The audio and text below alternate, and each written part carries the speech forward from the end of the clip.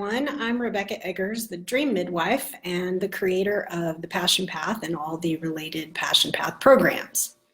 I'm here today to talk to you about actually going beyond the teaching that I gave in my original presentation for the summit. That presentation was basically for public consumption to anyone who might come across the summit.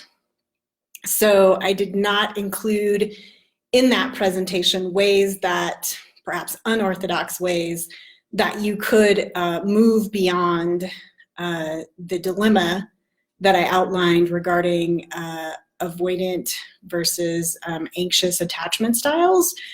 So I want to go beyond that today. In the presentation, I talked about the reality that someone who has an ambivalent or anxious or sometimes called insecure attachment style would have to bear the brunt of adjustments in any relationship with someone who has what's known as an avoidant attachment style. So I kind of want to elaborate on the idea of adjustments. There is one school of thought that would suggest that you have to adjust by overcoming your need to depend on someone. And this is actually common dating advice that's often given, particularly to women who tend, as far as my personal experience goes, to have more experiences of being in the what we'll call anxious attachment style. That is wanting more connection than the men they come across in the dating pool. So you would think, and we've actually probably been shamed by the dating industry into believing that the adjustment to be made is for you to need less. And in fact, that is what the source I cited in the presentation suggested, is that basically if you're going to be in a relationship as someone with a anxious attachment style, if you're going to be with someone who's avoidant, you're going to have to learn to be more independent. But that same resource made a tremendous point that liberated me in terms of my own attachment style. My attachment style traditionally had been anxious, and I always had a tremendous amount of shame about that. Mommy didn't meet my needs, daddy didn't meet my needs. Seemed like every man that ever came into my life was avoidant. I didn't have language for that at the time. I would have said unavailable. And so I was always trying to need less and get better at detaching and accepting less. And so I found that I was really living on relational crumbs a lot, until I actually dug into this material and gained the language, but also gained the understanding that depending on our partners is actually super normal. We get from like the Al-Anon type literature and things like that teach detachment, that we shouldn't depend too much on the people in our lives. And this can be really damaging because it's actually, we're made to depend on the people in our lives. We are wired to depend on those people. And so when you get into this, what I would call like the anxious avoidant trap, you end up trying to suppress your own natural needs to depend on the people around you, and not just depend on them for logistics, but depend on them for comfort, for connection, companionship. And these are all things that people who have an avoidant attachment style can find difficult to offer. So I want to back up a little bit and tell you a little bit about my history and my history with my partner, because I actually did the work in our relationship that I'm going to share with you today. So my partner is of Mayan descent. His family, his father in particular, comes from a town called San Juan Chamula. It's a very patriarchal town. I live in the mountains of southern Mexico, but it's also a group of people who have been terribly oppressed and are terribly oppressed to this day. He's indigenous. oppressed, you know, when the Spanish arrived, but they continue to be oppressed by the local population here. There's tremendous racism. There's still slavery that exists involving members of that community. And I, whether I look it or not, am part Native American. My great-grandmother was Choctaw, and she raised my mother. So my mother grew up in a Native household with all that that implies. And even though I was raised in a white household and sheltered from the realities of being Native, the coping mechanisms were there. And as I taught in the last presentation, attachment styles are actually passed down, and they're not necessarily passed down as a result of trauma in your personal life. They are actually genetic in a sense. They are passed down from generation to generation, and they are adaptations to traumatic circumstances in the line, not necessarily in your day-to-day life. So here we had two people who come from oppressed communities who carried with them the adaptations of those communities and brought them into a relationship. So I say all of this because I wanted to actually share with you the depth of what I was dealing with. So my partner, when we first got together, tended to run like crazy when things hit a certain level of intimacy. And I, of course, wanted to go deeper when things hit that level of intimacy. And there we were in that trap. And it was a rough beginning. So it was from that rough beginning that I actually achieved a great deal of secure attachment in my relationship with him. So I will say that I have his permission to do magic on our collective behalf and on his behalf. His one caveat was to please not destroy him. But he's aware that I do magic on our relationship and on behalf of both of us. So that's really important. If you're gonna follow the information in this teaching, and you're gonna do it on your own behalf and on behalf of a partner, you wanna have their permission. So we'll start there. Foundation of really screwed up adaptations in attachment, really difficult relationship, really different cultures, and permission to alter that. Okay, so now let's back up to the fundamentals of doing this cord. We're going to talk about doing it as a cord cutting ritual. So the first thing is you need to actually research attachment styles. I will post a link to the primary resource that I used when I was researching this, and which I found to be very complete and illuminating after the presentation. But you need to really dig into the attachment styles. You need to know what are the positives and negatives, what are the behaviors that come up when these attachment styles are triggered, and you need to know what you're aiming for. So what I was aiming for was actually to take the best of both attachment styles, avoidant and anxious, and combine those positive traits with secure attachment. So what are the positive traits? Well, people who have an anxious attachment style actually tend to be really good at picking up on other people's cues and on their emotional shifts, but only if you take time to step back and let some distance occur between the initial impression and the final judgment. Otherwise, you just make snap decisions and the pattern continues. So there was actually this positive that I wanted to keep in terms of my anxious attachment style. I wanted to be able to still have that deep discernment. And I wanted any other beneficial gifts. To the avoidant attachment style, these are people who are actually very independent, and independence is really a good foundation for interdependence, and they're good at detachment. They're good at stepping away and being a little less emotional in their decision-making regarding relationships. So those are positives that you might want to consider as you think about moving through this cord cutting process. In terms of secure attachment, I wanted a wholesale adoption of secure attachment for us.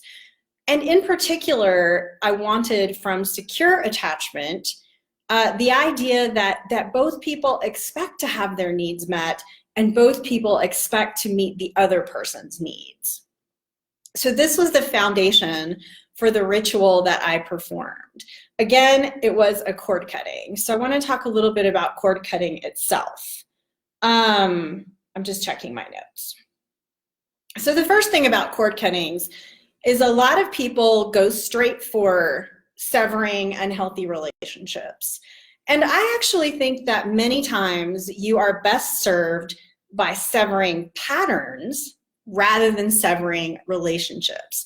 So you can sever from a relationship a destructive pattern. In this case, what would be called universally insecure attachment that we were dealing with, and replacing it with secure attachment.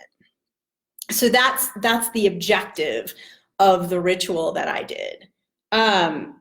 The other thing you need to think about with a cord cutting is, what are the steps? So you should always have a complete process. If you cut something and you don't replace it with something else, you create a vacuum. And that space can fill sort of arbitrarily. So you want to go through the process of severing or exercising or dissolving whatever it is that you want to dissolve, whatever it is you want to separate from. You want to take a second step of banishing, and I always banish to the void, and I affirm that all things are made new in the void. So to get through those first two steps, I use string as my sort of metaphor, as my symbol for myself and what I'm cutting, or for the relationship and what I'm cutting. So one half of the string represents what I'm keeping, me or the relationship, and the other what I'm cutting away. And when I'm banishing to the void, I'm burning what I cut away. The third piece is perhaps the most important piece of the ritual, and that is the grounding. This is where you are saying, I want these things to take the place of what I'm cutting away. And you need to articulate according to where you want to wind up, not just following me, right? Because I had my own objectives and I was witnessing my own relationship and I did my own research. So you want to actually set out your objectives very carefully in the grounding section. It's crucial. And in terms of the process for grounding, I practice a lot of Egyptian archetypes and mythology and magic in my world. So I use what might be considered an embalming or mummification process. So the part of the cord that I'm actually keeping, the part that represents me and my partner and the relationship in this instance, goes into a container of as pure as possible. You know, I live in Mexico, so I can't always get the purest of water, but as pure as possible or as natural as possible. I use spring water, for instance, here because I consider that to be as natural, or purified water that I can buy that's actually for drinking. And I keep the string in that water with myrrh, and I also sometimes use other grounding agents. So myrrh was an embalming agent in ancient Egypt, and it's a very strong grounding agent. Sometimes I use copal resin as a grounding agent, and also that brings in solar principles. Copal is something that is actually naturally available in this region. So that is the basics for cord cutting. And oh yes, I don't know if I said this, but the banishing piece is actually banishing with fire. So I'm burning the part of the cord that represents what I'm cutting away, and that is my banishing to the void. And when I have finished the time of embalming or rebirth that is contained in the metaphor I'm using with the water and the grounding, I actually release the magic also by burning. Sorry, my throat's a little scratchy. So I think that's important. Some people bury the string. Like, I don't really want parts of me hanging around earth in places I don't have control over. So I tend to banish with fire. Banish with fire and release with fire. Let's see what else. So I also just want to re-emphasize, you have to think for yourself. I'm going to make available to you an infographic that I created. I don't give away the language for my cord cuttings, but for anyone who wants it, I will make available for purchase the exact language that I would offer as an example. It's only an example of the language that you could construct. I would say it would be a starting place, but you really need to think for yourself. You really need to look at your life and your end results that you want to achieve and do your research and then adapt what I give to you if you decide to purchase that sample language. Because I can't know your situation unless you're in a client relationship with me and we're doing this cord cutting together. So you've got to really think for yourself, and you've got to really be innovative and futuristic in your thinking. So let's see. Okay, so the other thing I want to talk to you about is what happens after the cord cutting. Because this cord cutting tends to raise things for examination. In my work, I use it with clients to raise the things that we need to work through via soul retrieval, for instance. So post cord cutting, there are practices that you need. Soul retrieval is one of them. I was at the point in my own personal work and healing, you might say, where I didn't really need to do more soul retrieval. I really needed different practices. So the practices that I used were EFT, which releases habitual sort of wiring in our brain, so we can use it to deactivate patterns that are already there, or we can use it to activate new patterns. So I used the EFT along with the ritual. I am a heart math facilitator, so I also used heart coherence practices to really move beyond the, I would say, habitual responses that I had, including the habitual response of shame at needing, shame at wanting more connection than I was getting. So EFT, heart coherence, soul retrieval. For those of you who don't really know what heart coherence practices are, they're really simple. They're not new, but the Heart Math Institute, among other organizations, has actually done the scientific research on why they work and have gotten really specific on how they work. So heart coherence practices actually change your heart rate variability. And by the nature of your heart rate variability, you can actually monitor whether you're in coherence. So the way you get there is that you take deep breaths into your heart center until you feel kind of really centered in that space. And then you start to cultivate feelings of love and gratitude and kindness. You might recognize this from Buddhist practices of loving kindness.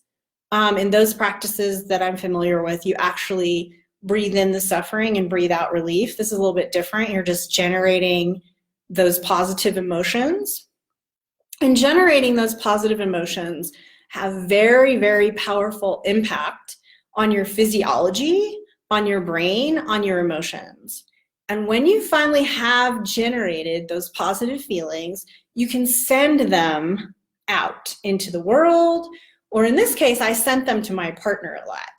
This is not really the same as trying to love the person or love the world. It's actually generating that energy and sending it. And when you generate that energy and send it to someone else, you can draw them into greater coherence. And that's ultimately one of my sort of like emergency practices as he and I were going through the adjustments that the magic brought up. The other thing I would say is beyond the heart coherence practices and the EFT is just really being mindful of what you're going through, mindful of the patterns, sort of slowing things down and really looking at how you habitually have responded, including, again, that shame about dependence, need, and desire for connection, really routing that out and replacing it with a sense that you deserve and need as a human being this kind of connection. And from that place, looking for novel behaviors that you can enact in the same situation. I also want to just say that being in an alpha state, using alpha brainwaves can be very helpful. Alpha is a very relaxed state. It's a very meditative state.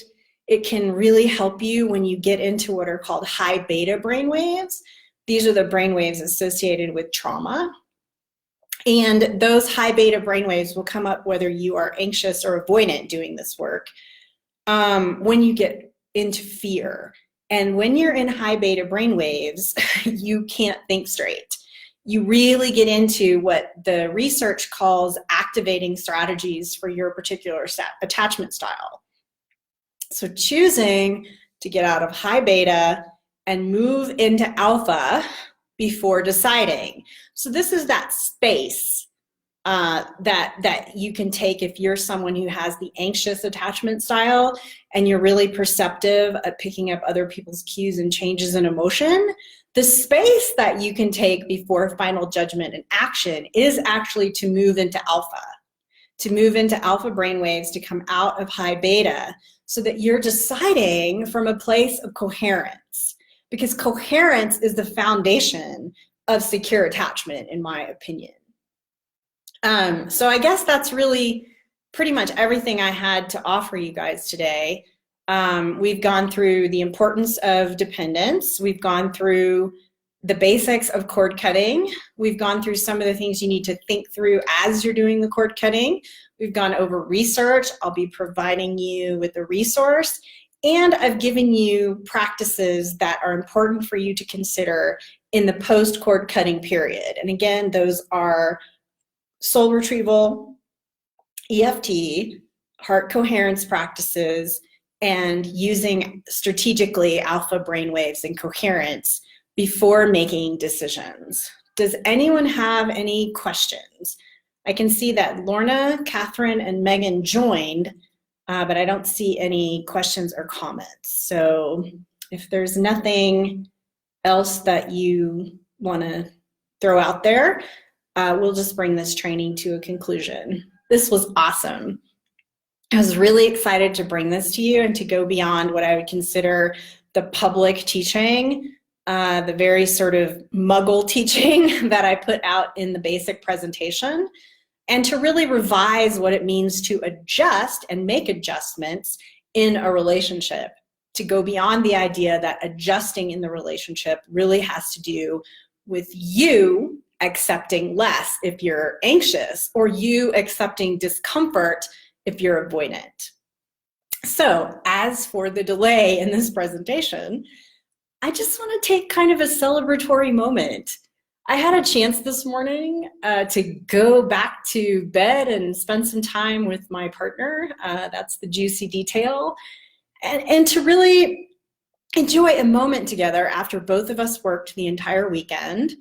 We worked all day Sunday side by side, him on his projects and me on mine, and we just had this little window of opportunity that opened up for us this morning. And I was laying in his arms as he was sleeping, and he had pulled me in close. And I was laying in his arms and I was just reflecting on how much our relationship has changed, especially since I did this work and enacted these practices in our relationship.